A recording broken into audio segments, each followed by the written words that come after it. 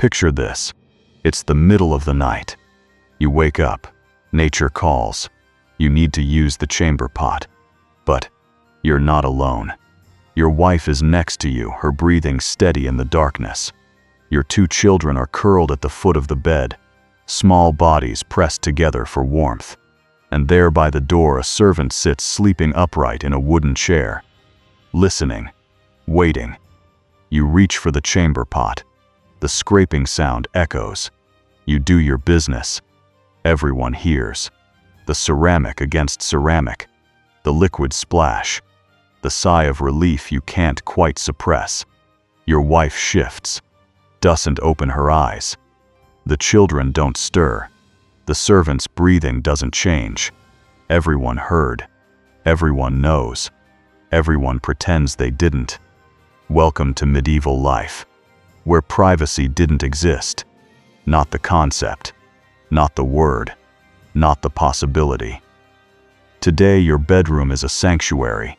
You lock the door. You draw the curtains. You put up a do not disturb sign. Your bathroom is the most private space you own. I need some alone time as a basic human.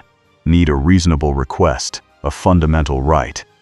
Medieval people would find this baffling, suspicious even, possibly sinful. Because in a medieval house being alone wasn't a luxury. It was a punishment, or a sign of illness, or evidence of guilt. Solitude meant something was wrong, either with you or with what you were planning to do. There was no word for privacy in medieval vocabulary, not in the way we understand it. The concept simply didn't exist. Personal space, boundaries, private time. These were foreign ideas, incomprehensible notions, impossible luxuries. Community wasn't optional. It was survival. It was morality. It was identity. And the architecture reflected this. Medieval houses weren't designed with privacy in mind. They were designed for communal living, for shared spaces, for constant proximity. Rooms didn't mean what we think they mean. A room wasn't a private chamber with a door you could close and a lock you could turn. It was a space defined by function, not by privacy. Even the wealthy couldn't escape. Even nobles with their grand manners and sprawling castles lived under constant observation. More wealth didn't buy privacy. It bought more observers. Let's start with sleep, the most intimate act, the most vulnerable moment. The time when modern humans demand absolute privacy. In medieval houses, sleep was a group activity. 2 people per bed was minimum. 3 was common. 4 wasn't unusual.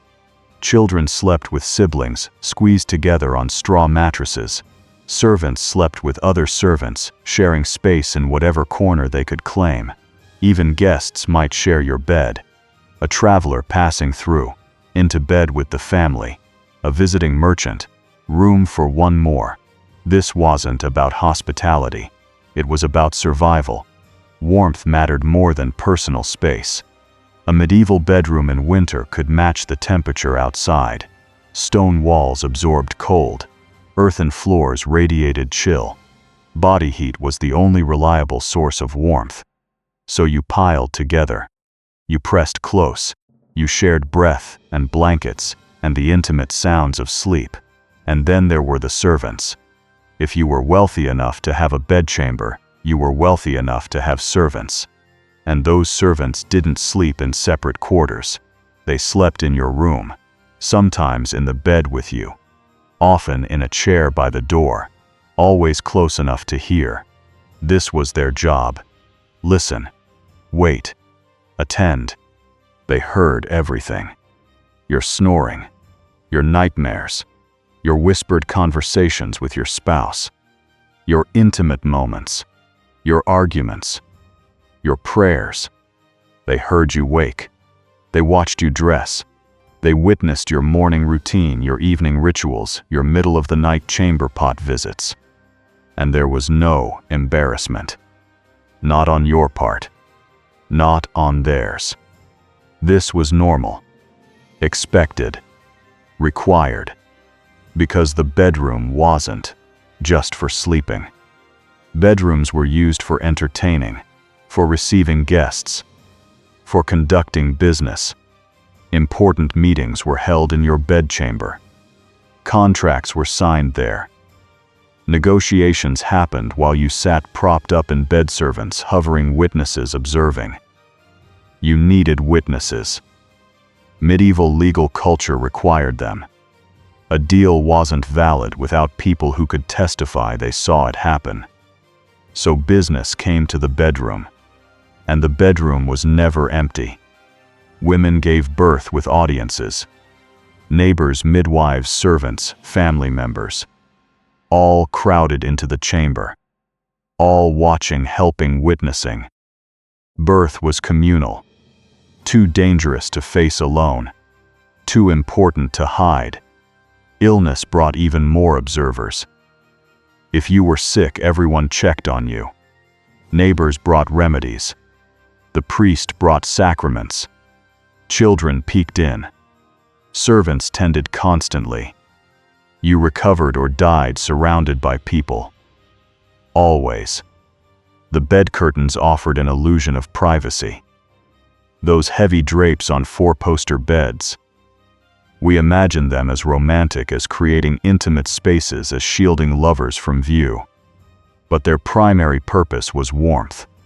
When you pulled them shut, you trapped body heat inside, created a microclimate, made survival through a freezing night slightly more possible. They did provide a slight audio barrier. Muffled sounds. Created psychological distance.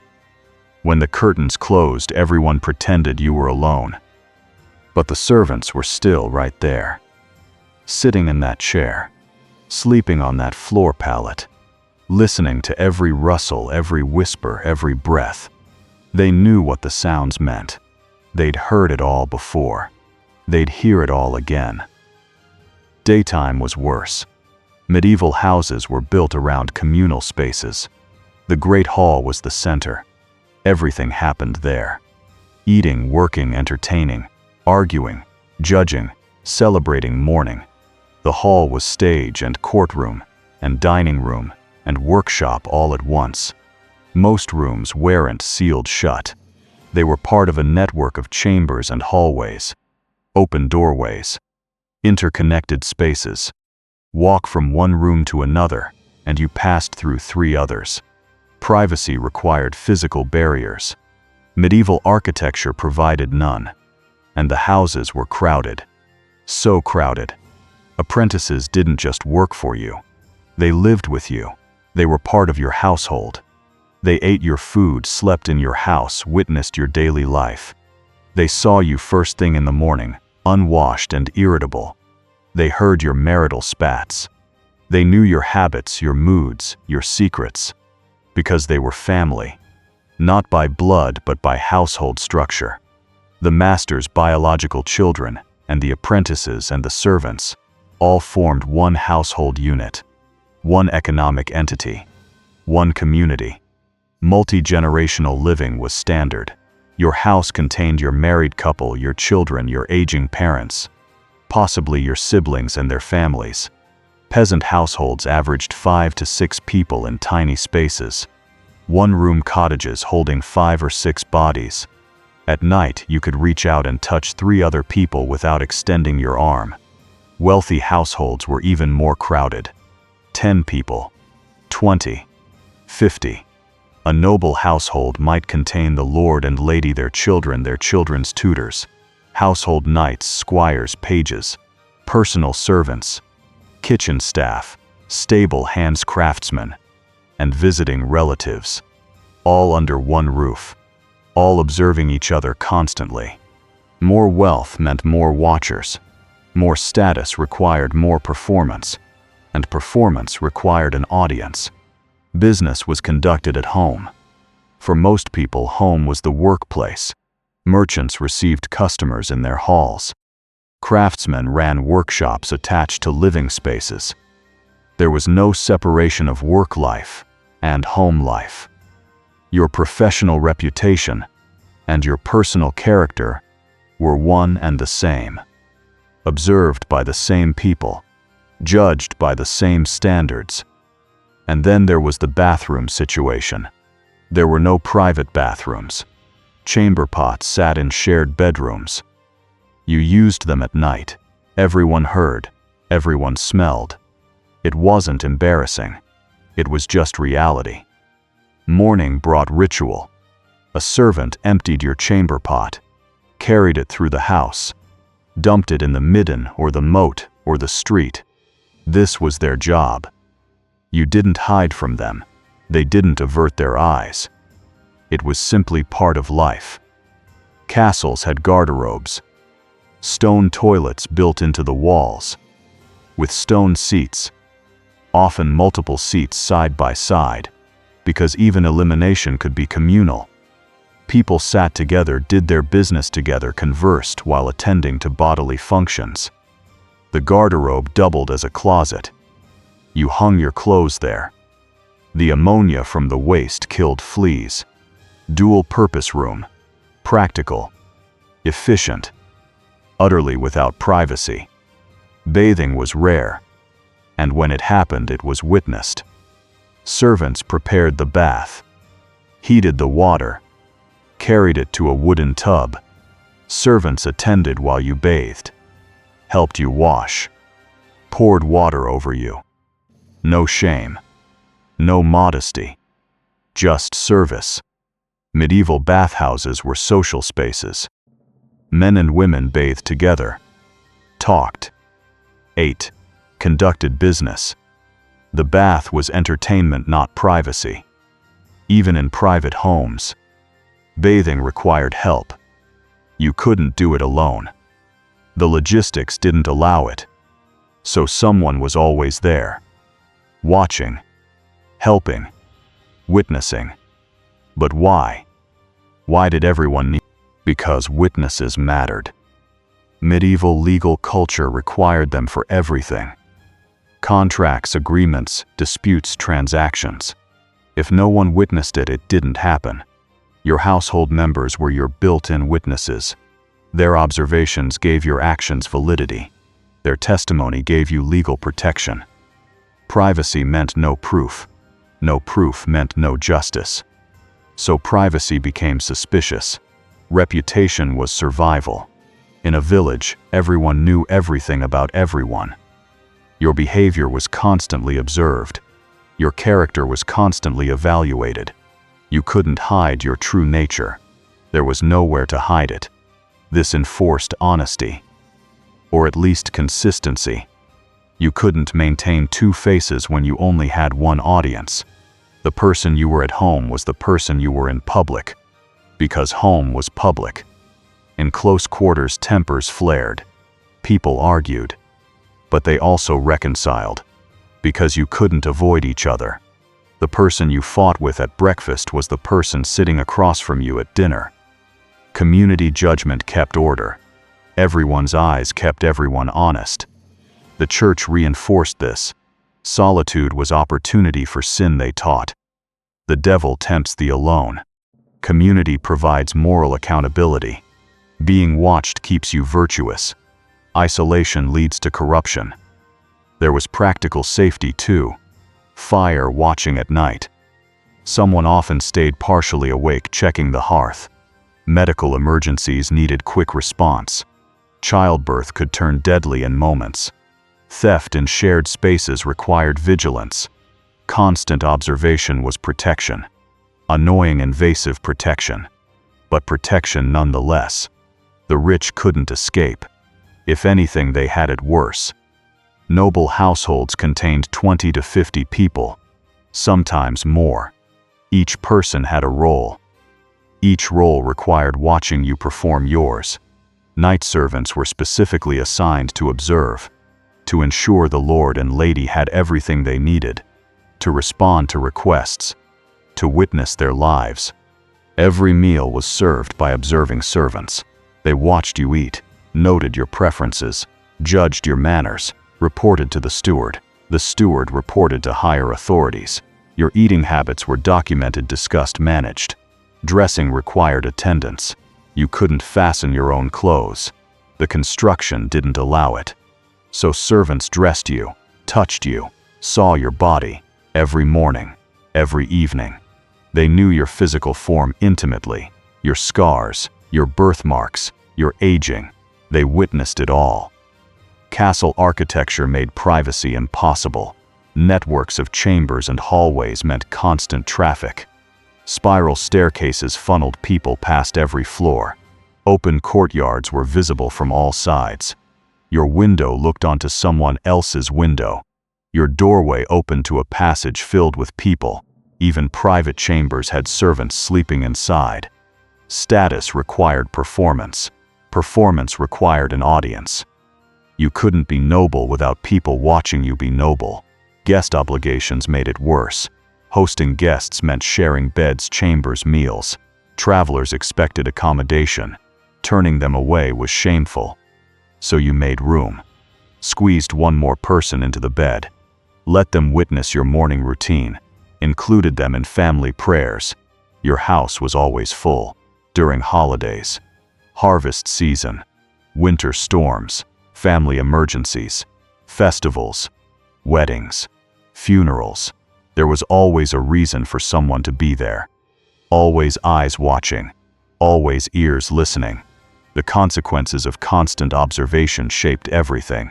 You couldn't have a private self and a public self. There was only one self. The self everyone saw all the time. Consistency wasn't just virtue. It was necessity. You couldn't maintain contradictions when there was nowhere to hide them. Children were raised under constant eyes. From birth, they were watched, observed, evaluated. They learned early that privacy was impossible, that their actions were always witnessed, that their reputations were built moment by moment in full view of the community. Social skills became survival skills. Reading faces, managing relationships, navigating hierarchies, knowing when to speak and when to stay silent, understanding who was watching and what they were watching for. These weren't optional talents. They were requirements for functioning in medieval society. But what about mental health? What about processing emotions? What about the internal life that requires solitude to develop? There was no solitude for processing. If you cried, someone witnessed it. If you raged, someone heard it. If you needed to think through a problem, you did it while someone watched. The midnight waking between first and second sleep was the closest thing to private time. But even then, families shared beds. Servants remained present. Neighbors might visit. It was quieter than day. But it wasn't solitude. Mental privacy was unimaginable. The modern concept of a rich internal life separate from external performance didn't exist. Your thoughts were your own, but your actions, your expressions, your reactions were all public. Always. And yet there was an intimacy paradox. Marriage intimacy was always overheard. Marital relations happened in shared beds, in rooms with servants, in spaces with thin walls. Everyone knew what was happening. Everyone heard. But everyone pretended not to notice. There was a shared understanding, a collective agreement. You see but you don't see. You hear but you don't hear. You witness but you don't acknowledge. This was trained from childhood. The art of witnessing without intruding, of knowing without commenting, of seeing everything while appearing to see nothing. It was a complex social skill, necessary for survival in crowded spaces. You had to acknowledge what needed acknowledgement, ignore what needed ignoring. The balance was delicate. Get it wrong, and you violated unspoken rules. Get it right, and communal living became tolerable. So what have we lost? And what have we gained? We lost community accountability, the built-in system where your neighbors knew your struggles, where help came without asking because everyone could see you needed it, where children were raised by villages, not just parents, where the elderly were never forgotten because forgetting was impossible when they were always in sight. We lost witnesses to our lives. In medieval times, your existence mattered because people saw it. Your actions had weight because they were observed. Your life was validated by constant attention. Loneliness in the modern sense was impossible, for better and for worse. We gained the locked door, the ability to shut out the world, to be alone with our thoughts, to process emotions without audience, to have private conversations, to make mistakes without immediate judgment. We gained the private thought, the internal life that doesn't require external expression, the freedom to be one person inside and another person outside, the ability to present carefully curated versions of ourselves. We gained personal boundaries, the right to say no to intrusion, the ability to control who sees what parts of our lives, the power to create distance when closeness becomes suffocating. We gained the ability to hide, to conceal our failures, to present only successes, to edit our lives into highlight reels, to be alone when alone is what we need. But at what cost? Medieval people didn't miss privacy. You can't miss what you've never known. The concept was foreign. The desire was absent. They found fulfillment in community because community was all they had, all they knew, all they could imagine. We can't imagine living without privacy. The thought horrifies us. The locked bathroom door, the closed bedroom, the private journal, the secret thought, these are fundamental to our sense of self. We build our identities partially in hiding. We need solitude to know who we are. Two different worlds, two different species almost, separated by a locked door and 500 years. Pull back those bed curtains one last time. See the scene in the medieval bedchamber. The wife beside you, her face peaceful in sleep. The children at the foot of the bed tangled together. The servant in the chair by the doorhead, tilted eyes closed but ears alert. See the apprentice on a floor pallet near the hearth. The aging mother in the corner on her small bed. The visiting merchant who arrived at dusk and will leave at dawn, sharing space because hospitality demands it. Everyone watching, always watching. Even in sleep the watching continues. Because eyes closed doesn't mean awareness ends. Every sound is noted, every movement tracked, every presence acknowledged. And somehow they found it normal, natural, right. Because in medieval houses everyone was always watching you. Your family, your servants, your neighbors, your guests, your apprentices, your masters, your children, your parents, and you were always watching them back. Eyes everywhere, ears always listening, lives completely intertwined. Privacy, impossible. Solitude, suspicious. Community, mandatory. This was survival. This was morality. This was life. They couldn't imagine wanting it any other way. We can't imagine tolerating it for a single day. And yet they survived. They thrived. They built societies, raised families, created art, conducted business, loved and fought and prayed and died. All under constant observation. All while everyone was watching, always watching.